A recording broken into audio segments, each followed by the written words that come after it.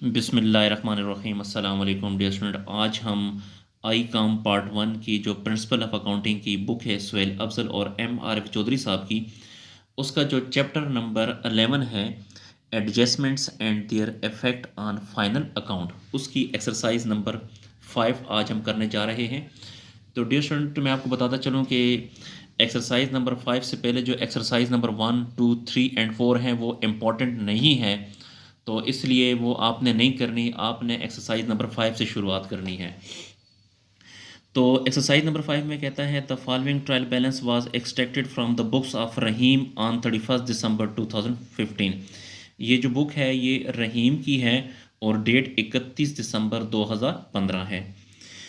अच्छा, तो हमने इस सवाल में ट्रेडिंग अकाउंट बनाना है, प्रॉफिट एंड लॉस अकाउंट बनाना है और बैलेंस शीट भी बनानी है। तो सबसे पहले मैं निशान भी लगा दूंगा ताकि आपको समझने में आसानी हो। ओपनिंग स्टॉक को हम ट्रेडिंग अकाउंट में लिखते होते हैं, तो टी लिख दिया। बिल्डिंग ये एसेट है, इसको हम बैलेंस शीट में लिखेंगे। परचेजेस इसको हम ट्रेडिंग अकाउंट में लिखेंगे, तो टी लिख दिया हमने यहाँ पे। सन्ड्री डेटर्स ये एसेट होता है, इसको हमने बैलेंस शीट में लिखना है। सन्ड्री डेटर से मुराद वो लोग होते हैं जिन्होंने हमारे पैसे हमें देने होते हैं, यानी जिनसे हमने पैसे वसूल करने होते हैं। सेल्स रिटर्न को सेल्स से माइनस करेंगे, इसको भी हम ट्रेडिंग अकाउंट में लिखते हैं। कैरिज इनवर्ड ये डायरेक्ट एक्सपेंस है, इसको भी ट्रेडिंग अकाउंट में लिखते हैं। कैरिज आउटवर्ड ये इनडायरेक्ट एक्सपेंस है, तो आई लिख देंगे, इसको प्रॉफिट एंड लॉस अकाउंट में लिखते होते हैं। सैलरीज भी इनडायरेक्ट एक्सपेंस है, इसको भी प्रॉफिट एंड लॉस अकाउंट में लिखेंगे। फर्नीचर एसेट है, इसको हम बैलेंस शीट में लिखेंगे। और कैश इन हैंड जो है ये भी एसेट है, इसको भी बैलेंस शीट में एसेट साइड पे लिखेंगे। उसके बाद कैपिटल ये लाइबिलिटी है, इसको बैलेंस शीट में लिखते हैं। सेल्स इसको हम ट्रेडिंग अकाउंट में लिखते होते हैं। सन्ड्री क्रेडिटर्स ये लाइबिलिटी है, इसको भी बैलेंस शीट में लिखेंगे। और परचेजेस रिटर्न परचेज में से माइनस करेंगे, इसको भी आपने ट्रेडिंग अकाउंट में लिखना है। अब डियर स्टूडेंट, इसकी कुछ एडजस्टमेंट हैं, तो एडजस्टमेंट की तरफ चलते हैं जी। ये जो है ये एडजस्टमेंट है।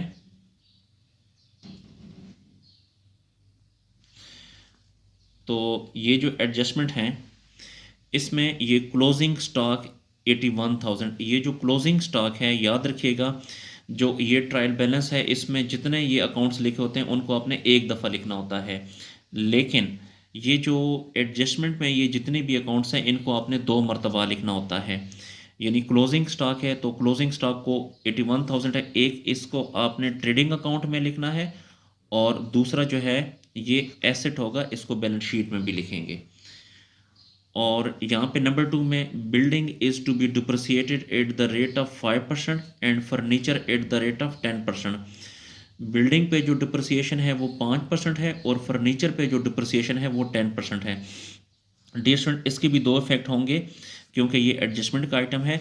तो एक आपने इसको इनडायरेक्ट एक्सपेंस में लिखना है, यानी प्रॉफिट एंड लॉस अकाउंट में लिखना है, क्योंकि ये जो डिप्रिसिएशन होता है ये जो है इनडायरेक्ट एक्सपेंस होता है। और दूसरा जो है आपने बैलेंस शीट में जाकर एसेट से माइनस करना है, तो बैलेंस शीट में जाकर एसेट से माइनस करेंगे। पहला इफेक्ट क्या होगा कि इनडायरेक्ट एक्सपेंस होगा, दूसरा इफेक्ट क्या होगा कि बैलेंस शीट में जाकर एसेट से माइनस करना होगा। आगे कहता है prepare trading and profit and loss account, हमने trading and profit and loss account बनाना है एंड बैलेंस शीट, और बैलेंस शीट भी बनानी है। तो सोल्यूशन की तरफ चलते हैं।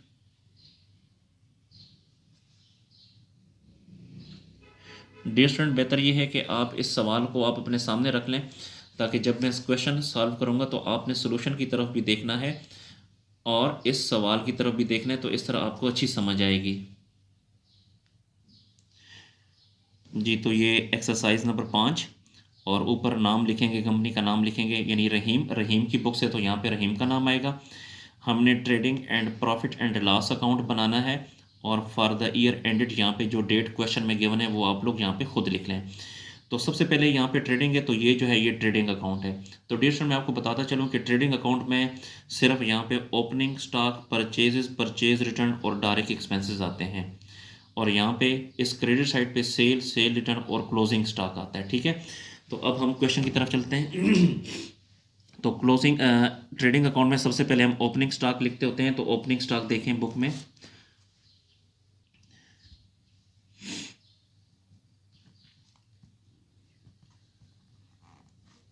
ओपनिंग स्टॉक है बुक में देखें 58,000 है। उसके बाद हम यहाँ पे परचेजेस लिखते हैं। परचेजेस की अमाउंट है 2,86,000। इसमें से हम लेस करेंगे purchase return,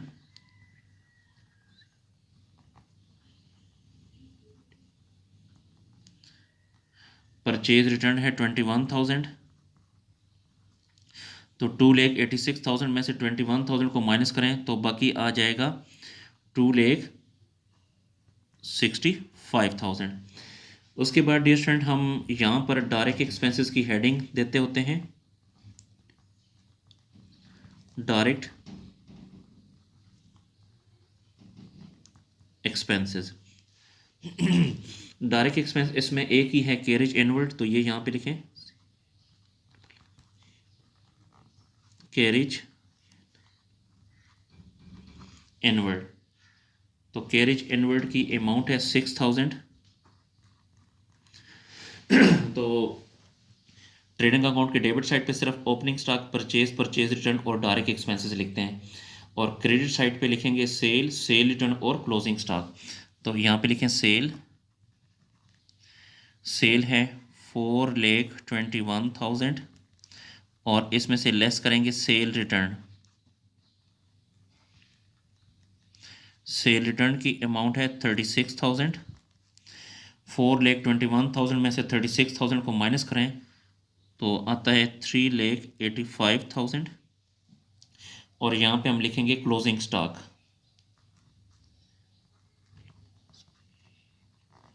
closing stock, closing stock है 81,000। ये आपको गिवन है, मैं आपको बताऊं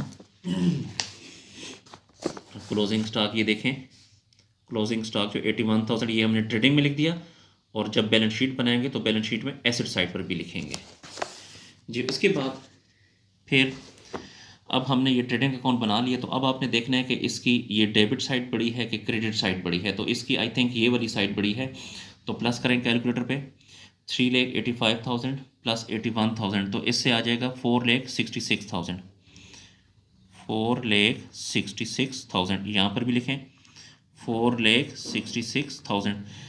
जो इनको प्लस करने से जो ये अमाउंट आएगी, यही अमाउंट आपने यहाँ पर भी लिखनी है। अब 4,66,000 में से ये तीनों अमाउंट माइनस करें, यानी 4,66,000 में से 58,000 भी माइनस करें, 2,65,000 भी माइनस करें और 6,000 भी माइनस करें, तो बाकी आपके पास अमाउंट बच जाएगी 1,37,000। तो ये बैलेंस है। तो याद रखें ट्रेडिंग अकाउंट का जो बैलेंस होता है इसे ग्रॉस प्रॉफिट कहते हैं। तो यहाँ पे लिखें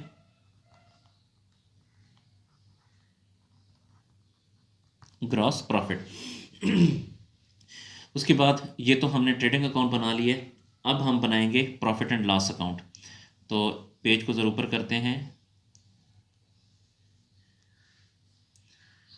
ये डियर स्टूडेंट ये जो है ये प्रॉफिट एंड लॉस अकाउंट है, ये वाला। तो प्रॉफिट एंड लॉस अकाउंट के डेबिट साइड पे हमेशा याद रखें कि इनडायरेक्ट एक्सपेंसेस लिखते हैं और क्रेडिट साइड पे सिर्फ इनकम लिखते हैं। तो एक ये इनकम है ग्रॉस प्रॉफिट, ये उठा के यहाँ लिखेंगे।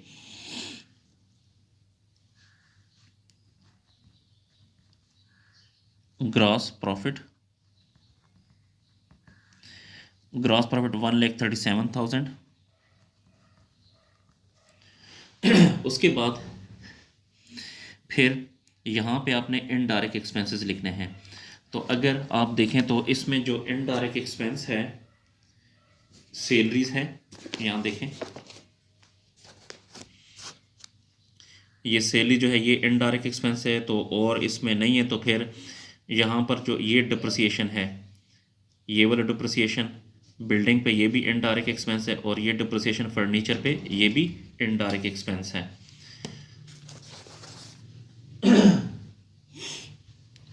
तो पहला जो इनडायरेक्ट एक्सपेंस है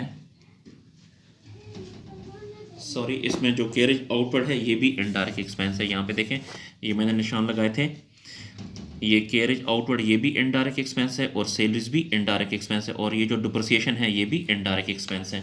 तो ये लिखते हैं पहले। तो सबसे पहला जो इनडायरेक्ट एक्सपेंस है वो कैरेज आउटवर्ड है, तो यहाँ पे लिखें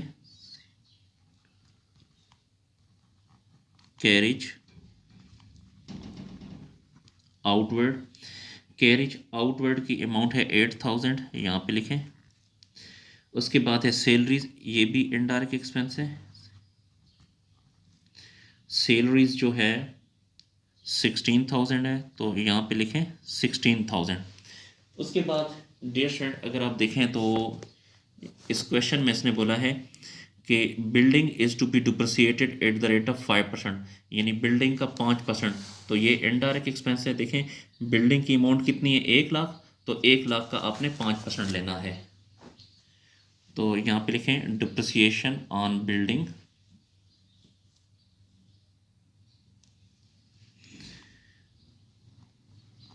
DEP का मतलब होता है डिप्रिसिएशन ऑन बिल्डिंग। बिल्डिंग की अमाउंट कितनी है, 1 लाख, इसका 5%, तो 5/100, तो 1 लाख का 5% आएगा 5000, तो यहाँ पे लिखें 5000। उसके बाद डियर फ्रेंड, अगर आप देखें तो यहाँ पे एंड फर्नीचर पे जो डिप्रिसिएशन है वो 10%।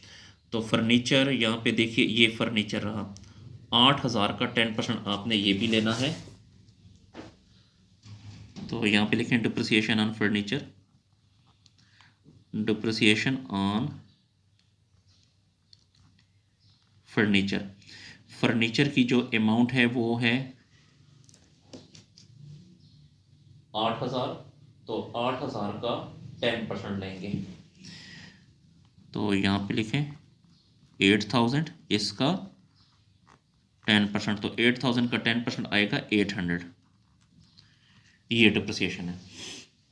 उसके बाद अब आपने ये देखना है कि इसकी ये वाली साइड बड़ी है कि ये वाली साइड बड़ी है, तो आप इसकी ये वाली साइड बड़ी है, ठीक है। तो जो सी साइड बड़ी होगी वो आपने दोनों अतराफ पे लिखना है। तो 1,37,000 यहाँ पे लिखें, 1,37,000 यहाँ पर भी लिखें, 1,37,000। अब ये जो 1,37,000 है, इसमें से आपने 8,000 को भी माइनस करना है, 16,000 को भी माइनस करना है, 5,000 को भी माइनस करना है और 8,000 को भी माइनस करेंगे। तो बाकी यहाँ पे जो आपके पास अमाउंट बच जाएगी 107,200, यानी आपने 1,37,000 में से ये और ये चारों अमाउंट माइनस की, तो ये आपके पास बच गया। तो ये जो बैलेंस है ये प्रॉफिट एंड लॉस का बैलेंस है। याद रखिएगा dear student, profit and loss account का जो बैलेंस होता है इसे नेट प्रॉफिट कहते हैं। तो यहाँ पे लिखें net profit, net profit. Dear student, हमने ये जो है पहले ये ट्रेडिंग अकाउंट हमने बनाया, ये ट्रेडिंग अकाउंट था ये वाला। उसके बाद ये हमने प्रॉफिट एंड लॉस अकाउंट ही बना लिया। अब इसके बाद हम बैलेंस शीट बनाने जा रहे हैं। तो ये जो है ये बैलेंस शीट का फॉर्मेट है।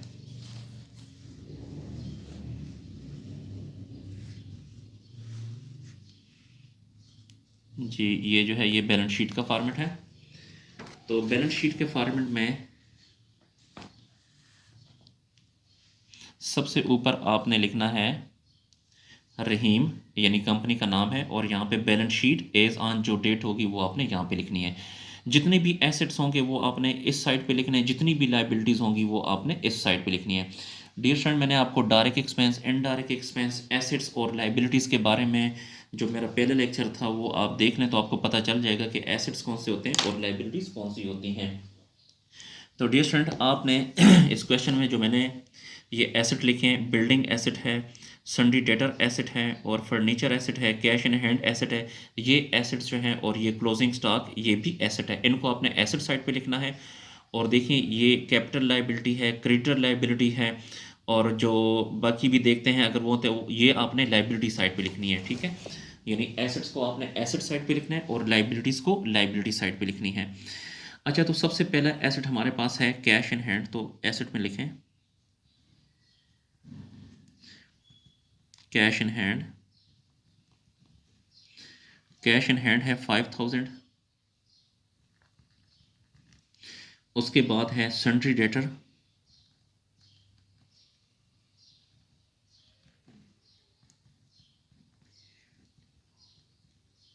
सन्ड्री डेटर्स की अमाउंट है 1,39,000। उसके बाद है क्लोजिंग स्टॉक, ये भी एसेट है,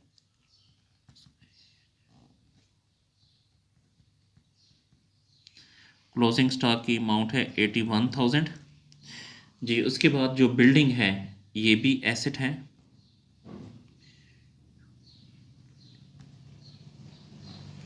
बिल्डिंग की जो अमाउंट है वो 1 लाख है। इसको आपने इनर कॉलम में लिखना है क्योंकि डियर स्टूडेंट इस पे जो है डिप्रिसिएशन है। तो अगर आप देखें तो ये डिप्रिसिएशन ऑन बिल्डिंग, बिल्डिंग पे डिप्रिसिएशन कितनी है 5000, तो ये 5000 आपने यहाँ से माइनस करना है। तो लेस डिप्रिसिएशन,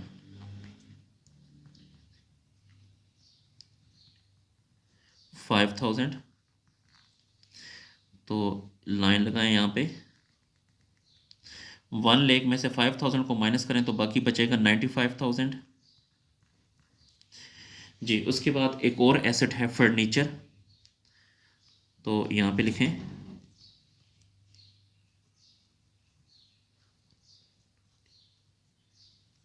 फर्नीचर की अमाउंट है 8000 और इससे भी लेस करें डिप्रिसिएशन, डिप्रिसिएशन आप DEP भी लिख सकते हैं या पूरे अल्फाज डिप्रिसिएशन भी लिख सकते हैं।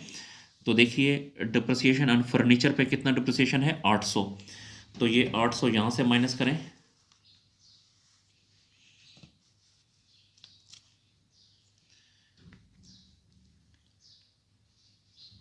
तो 8000 में से 800 को माइनस करें तो इससे आ जाएगा 7200, 7200 डियर स्टूडेंट। इसके बाद अब हम लाइबिलिटीज लिखने जा रहे हैं। तो लाइबिलिटी, सबसे पहली जो लाइबिलिटी है वो सन्ड्री क्रेडिटर है, तो यहाँ पे लिखें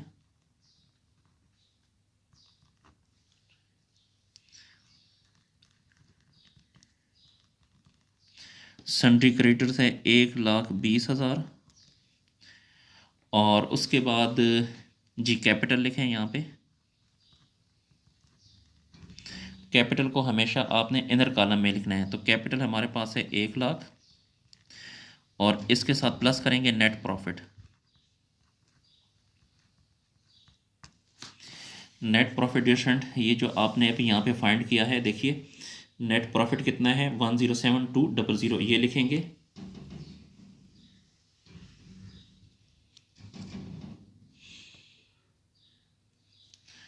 तो 1,07,200, तो इन दोनों को प्लस करेंगे तो इससे आ जाएगा 2,07,200, 2,07,200। फिर इससे माइनस करना है ड्राइंग, ड्राइंग अगर हो तो माइनस करना, लेकिन इस क्वेश्चन में ड्राइंग नहीं है तो नील कर देंगे। तो यही वाली अमाउंट यहाँ पर आ जाएगी 2,07,200। अब आपने जितनी भी लाइबिलिटी थी वो सारी की सारी हमने लाइबिलिटी साइड पे लिखी इस क्वेश्चन में, और इस सवाल में जितने भी एसेट्स थे वो हमने एसेट साइड पे लिख दिए। अब इसका टोटल करें, इन दोनों को प्लस करें, 1,20,000 प्लस 2,07,200, तो इससे आ जाएगा 3,27,200। अब इस साइड को भी प्लस करें, 5,000 प्लस 1,39,000 प्लस 81,000 प्लस 95,000 और प्लस 7,200, तो इससे भी आ जाएगा 3,27,200। तो इसके साथ ही डियर स्टूडेंट हमारा जो क्वेश्चन है वो इख्तिताम पजीर हुआ, इसको नोट फरमा लें।